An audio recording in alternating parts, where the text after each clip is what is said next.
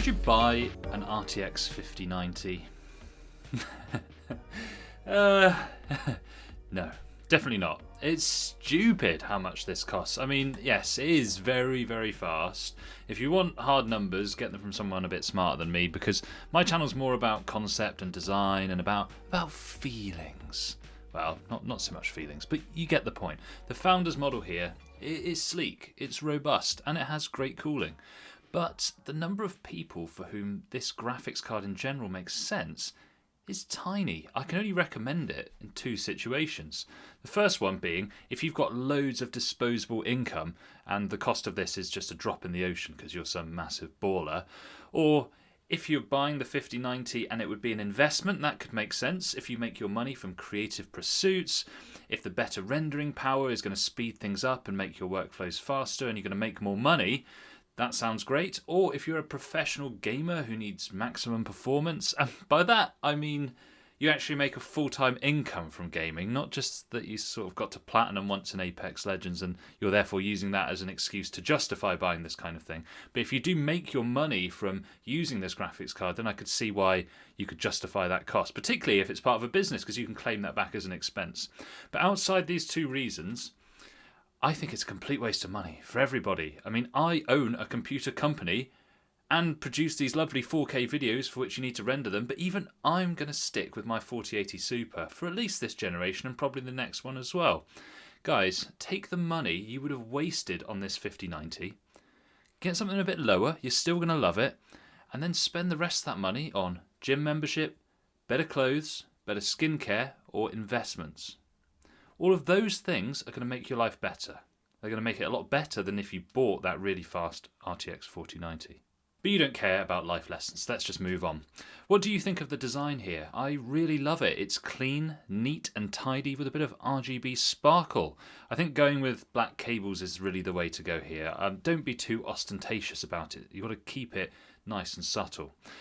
I'd say this build exudes premium without being too shouty about it. Much like your mum's lingerie collection, I'd describe it in one word, and that word is tasteful. Plenty of cooling capacity, plenty of breathing room, plenty of space to put any hardware inside that you need to in the future. Now, if you do get the RTX 5090, you could certainly do worse than the Phanteks NV5 case to house it in. Dual chamber, atrium style, high quality materials, excellent build quality, and it looks absolutely stunning. We'll do a separate review of the NV5 very soon, but I'll tell you now, this was a great case to work with. It's not overly massive, it has a little bit of an edge to it, and it looks premium. It's really easy to build in, as I said. The anti-sag bracket is built into the case and it works beautifully with the Founders 5090. It's almost as if they designed it to be actually used with this particular graphics card. It's better than the one in the Lian Li O11 Vision Compact because it has more adjustability built into it. And if you're going to get the 5090 and you're going to use it for gaming, there is no other choice that makes sense for the CPU. It can only be the Ryzen 7 9800X 3D. 8 cores, that's a sweet spot, and with the chunky 64 megabytes of cache, it's the best choice at the moment. It will be the fastest in almost every game. It's also easier to cool compared to the Ryzen 9s and the other Intels out there. I haven't been able to find a direct comparison of the CPU dies or any die diagrams if you like, but I know on the 7000 series that the Ryzen 7 7800X 3D had all of its cores on a single CCD with the cache on another, but then the Ryzen 9 7950X had those cores spread out over two, and having those on different CCDs, maybe that's going to increase your latency.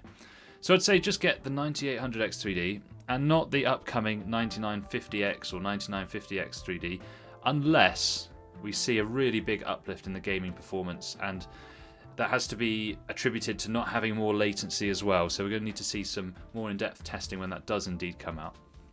Now the rest of the parts, whilst they're not as important as the two we've already mentioned, they do make this PC whole and they are important in their own way, and there are some good choices in here that are going to make your PC experience better. Starting with the cooling setup, we've got the NZXT Kraken 360mm liquid cooler for the CPU, and this is the LCD version. The customer really wanted an LCD screen. Now there are cheaper LCD coolers out there, but the Kraken looked the most sleek, and I know it works because I've used it before.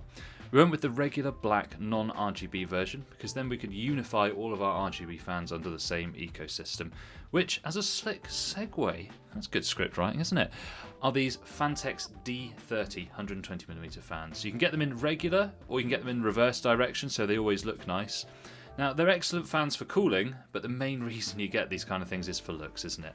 They have a muscular, kind of chunky frame, which looks a bit different to other fans, and I quite like that actually. I quite like that the RGB is very nicely diffused across the fan as well. That's also very important. They do have a daisy chaining system on board, which can be really nice for reducing cable bulk and making things look neat and tidy, but I found that the system used here, whilst it's competent, is much more fiddly than I had when I used Lian Li Uni fans. Now these fans, these D30s, they look like they're actually designed perfectly to fit into this case, and I wouldn't be surprised if that is actually what you're supposed to do, but they are mega expensive. You'd get 90% of the same experience with some Thermalright versions instead. It's going to be probably at least half, if not a better discount if you went that way. But guys, this is a premium build. We spent like $2,000 on a 5090, so it's not going to matter if you spend a little bit more on the fans, I suppose, and that is what the customer ultimately wanted. For the RAM, we went with DDR5 6000CL30. It's a bit of a recurring theme on the channel, but I find this is the absolute sweet spot.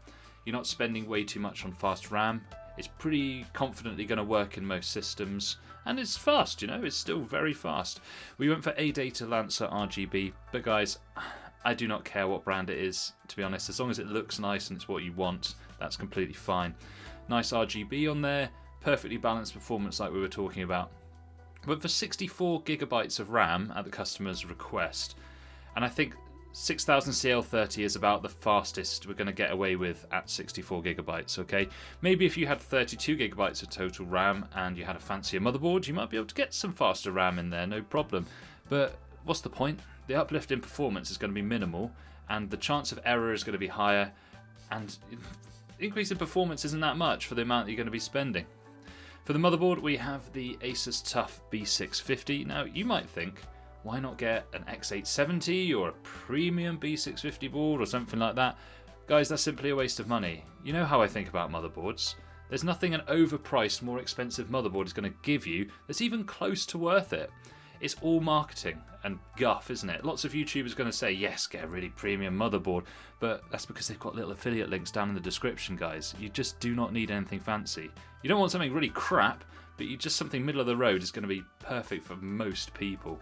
This TUF board we used, it was about 150 quid, but it had plenty of M2 SSD support. I'm not going to need more than 3 drives. There's plenty of power delivery there, especially for Ryzen 7. It's only going to be using between 100 and 150 watts, really, if you're absolutely pushing it. And it looks good as well. And what more do you need from a motherboard? I'd never ever recommend an X870 or the X class of motherboard unless you need a shed load of PCIe lanes for some reason. You may as well just pee that money up the wall if you buy a really expensive motherboard.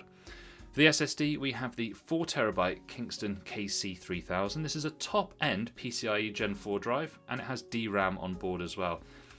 If you've always used cheap SSDs without DRAM, or at least without some kind of memory buffering, your world is going to be absolutely rocked if you get one with DRAM, because the difference in snappiness and performance is much better. You never get those hangs or slowdowns with this. Excellent drive. I'm not particularly worried about whether you get this drive or another one with DRAM. You know, there's the Gamix S70 that's also good, the Samsung 980 Pro. Get whichever one is the cheapest and has the capacity that you want. Yes, there is PCIe Gen 5 SSDs available, but who cares? There's not any games for which that's going to make a difference, so don't waste your money. Even for creative work that I do, SSD speed is really not that important as long as you've got something good like this KC3000. Okay, so power supply, forgotten and underappreciated as always, but you don't want to skimp on this, guys. Get something solid and time tested. This is powering all your stuff, so don't get something really cheap. It would just be like putting cheap tyres on a Ferrari. So we've got an RM1000e by Corsair, gold rated, modular, excellent warranty and reliable. That's all you need from a power supply, okay? You don't need a platinum, you don't need a titanium, you don't need any of this rubbish. You just need a really good gold-rated one, like the Corsair RM1000e. They're so reliable, it's just a dead cert that this is going to work. Okay, let's take a little breather. I want you to stay subscribed for that Phanteks NV5 review. I want your questions and criticisms down in the comments. Bye!